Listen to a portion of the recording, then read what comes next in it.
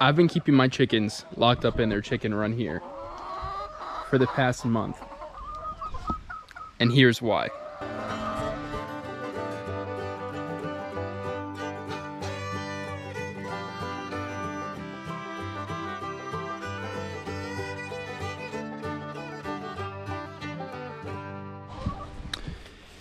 Our chickens here have their run, and then they have this chicken yard. And back when we first got the chickens, this chicken yard was so lush and green that I had to bring the mower in here through the gate and actually mow this spot. But over time, as you'll find out if you own chickens, they like to scratch up and tear up the ground and everything green, eat it, and kill it. You can see here, right here, the contrast between the front yard, where there's no chickens, and the chicken yard, which the chicken yard used to look like the front yard. So, over the past year, they've been in this chicken run pretty much every day that they could be out with nice weather, and so all the green has been killed. So over that course of time, I've tried to do my best to give them something green to eat in here, which you can see this square right here is because we used to have this omelet run over top of that area to try to let it grow while they were out. However, that's such a small patch and this is such a large yard for them that we're like, we got to do something drastic to be able to get them in here, to be able to get grass in here, which is why they've been locked up for a month, to keep them from messing with anything while we try to grow this grass. And you can see we're doing a pretty good job. There's actually green in a lot of places here, and I want to talk a little bit about how we did it. So like I said earlier, first thing we did is keep these girls locked up, because the second they're out, they're going to scratch up and eat everything that you put out here. And we actually used two different kinds of seed out here. So you'll see this thin grass right here.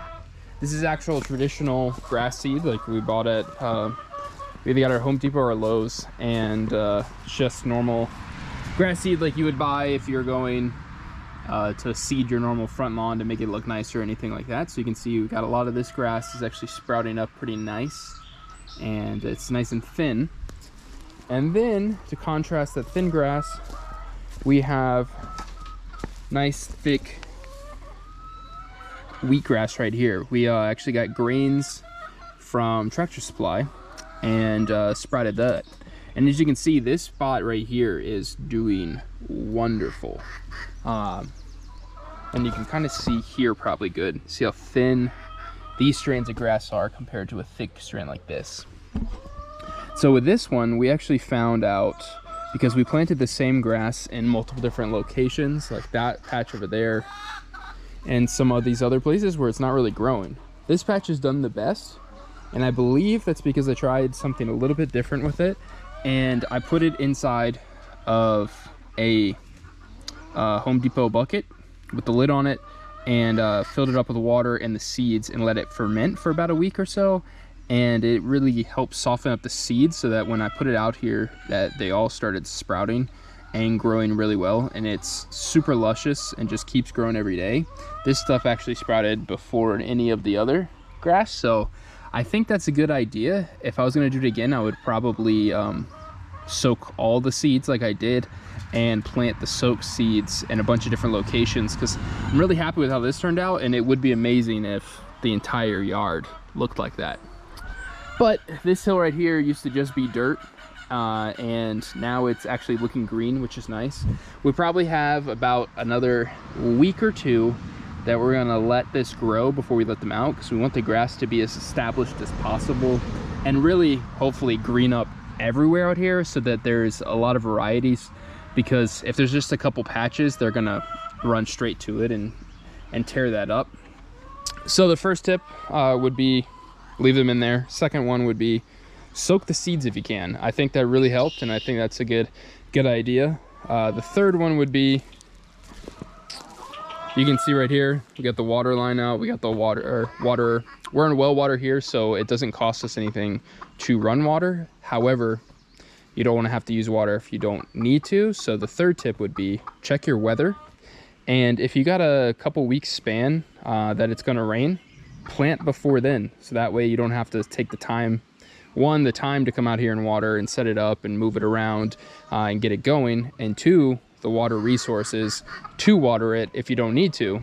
So that's what we did. We knew around here in upstate New York, every April, April showers bring flowers. So it's been raining a lot. This is the first day this week that it hasn't rained, and it's supposed to rain later this afternoon. So that would be the third thing, is if you see on the weather that it's going to rain, or you have a particular month that it's going to rain, I would say plant before then, so that one, you're not probably going to let the chickens out anyway. We don't usually when it's raining, just because they will just hang out in the rain and get soaking wet.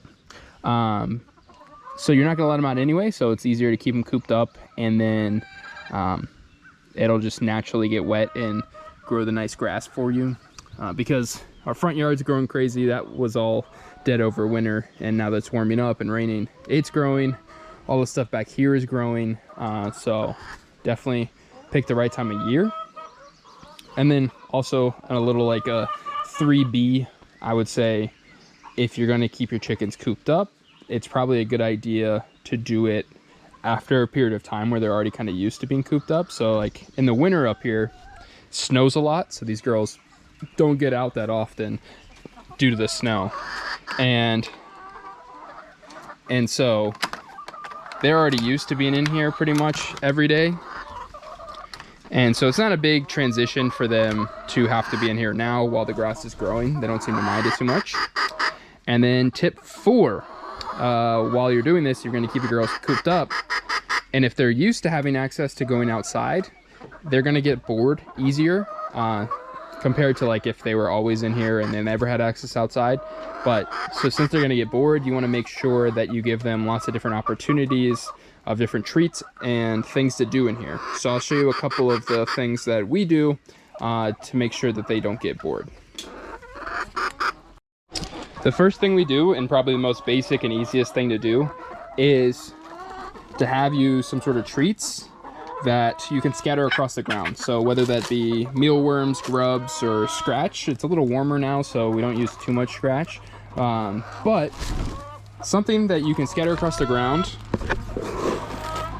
like so, and keep them busy and have to search for it and use that foraging skills to dig through the dirt, find all the treats, and spend the same kind of energy that they would doing outside, out in the run foraging, do it inside here. To keep them active and busy. The second would be to give them some sort of activity to do. So you can see there's a lot of green in here because every time we cut the front yard over there, we dump in the new grass in here. It gives them something to dig through. They can look through for all different kinds of bugs, different plants, things that just keep it interesting. It was mounds, and you can see now they've flattened it out. So it keeps them busy, keeps them active, digging through there as well.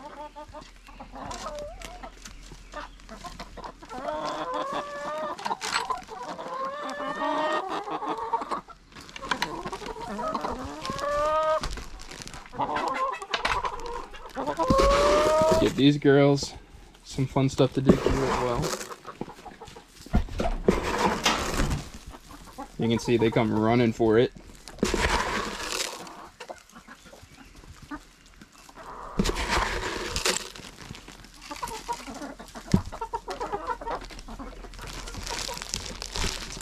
And the next thing we do is, if you have the means to do so, invest in some sort of chicken hanging toy. They really like this one. This is an omelet one, but essentially it hangs. You put a treat in there. You can see the corn cob from yesterday, and it makes them peck at it, which it starts moving around, which keeps them active and pecking and moving and eating those treats up. So some good stuff for here, some nice healthy treats. You just had a corn cob yesterday. Just dump this one out so that they can keep pecking at it. But something else that works really good is, if I can get it out of this bag, like romaine lettuce. So you can stick that in there. They really like pecking at that. And some large carrots. So nice healthy vegetables, keep them active. Keep them pecking. You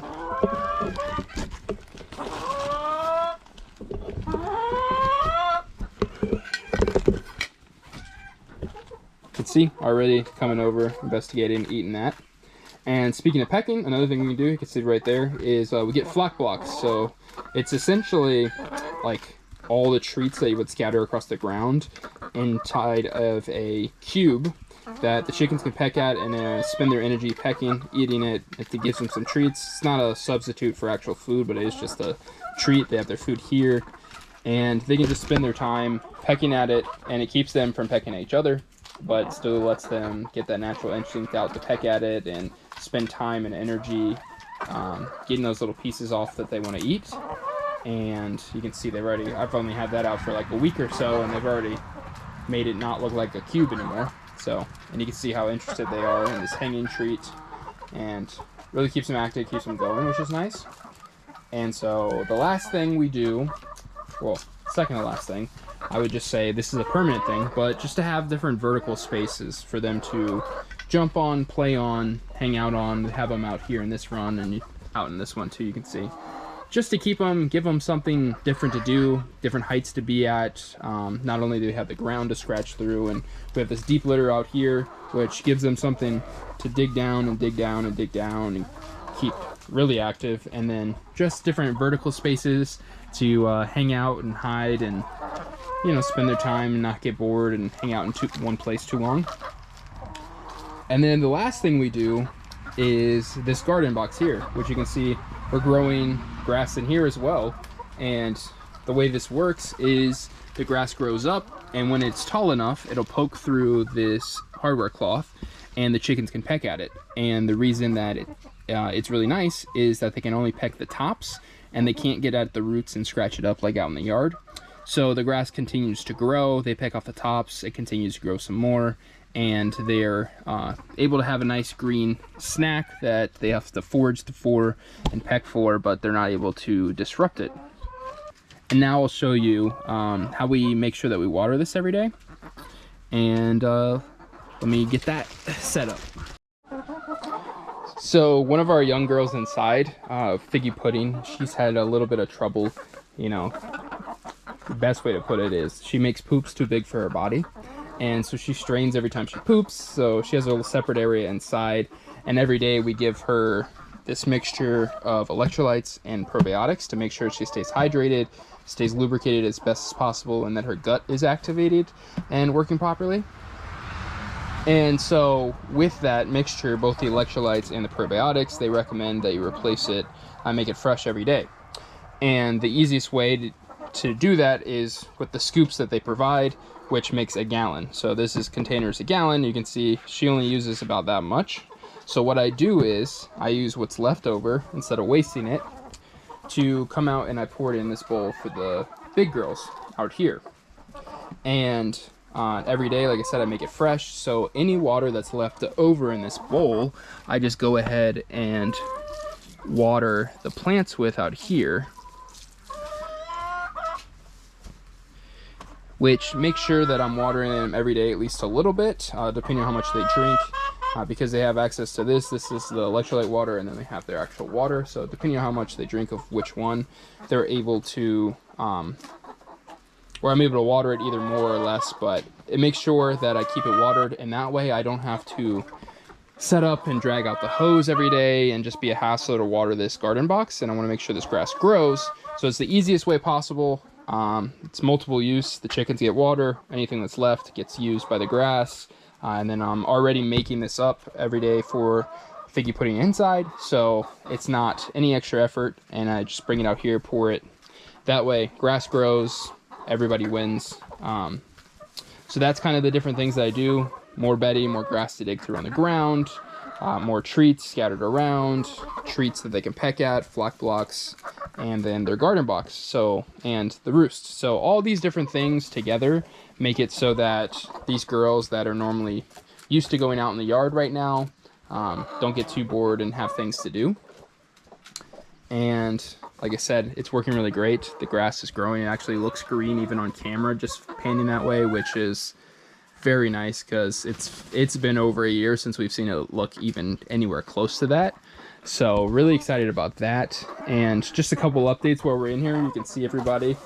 The last several weeks, Trudy right there, the little bantam monoclochin, and our bantam Easter egg or Kathleen right there have been broody, but finally they've been broken. Tried a couple different things, but they're good now. But and here in the big girls, you can see Miss Loretta is very broody and has been very broody for the past week. So she's still hanging out in here. Spring is in the air, broodies in the air. But that's just what's going on out here with the big girls.